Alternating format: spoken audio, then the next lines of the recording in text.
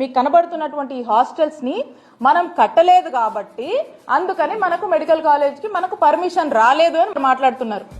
ఇంతలా ఈ స్టేటస్ ఇలా ఉంటే మాకు కాలేజ్ పర్మిషన్ వద్దని చెప్పేసి మళ్ళీ వీళ్ళే ఎన్ఎంసీకి లెటర్ రాస్తారు.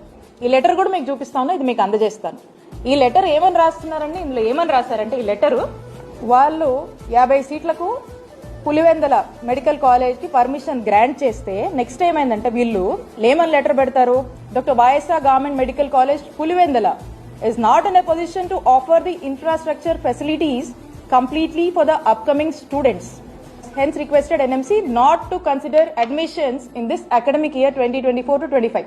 మన వాళ్ళు మనమే రెడీగా లేము, అసలు ఏం ఫెసిలిటీస్ లేవు, అడ్మిషన్ మాకొద్దు అని చెప్పి మన వాళ్ళు రాశారు.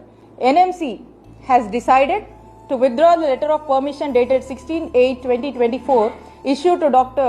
YSR Government Medical College Pulivendala. Accordingly, the letter of permission dated 16/8/24 issued to the college is hereby withdrawn with immediate effect. The DME Andhra Pradesh is requested not to allocate any student to this college. This is the withdrawal letter.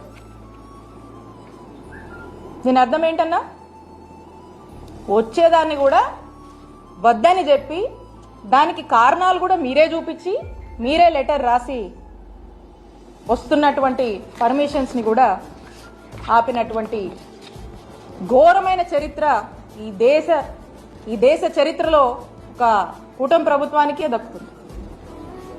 ఎవ్వరు కూడా ఇట్లాంటి దుస్సాహసం చెయ్యరు.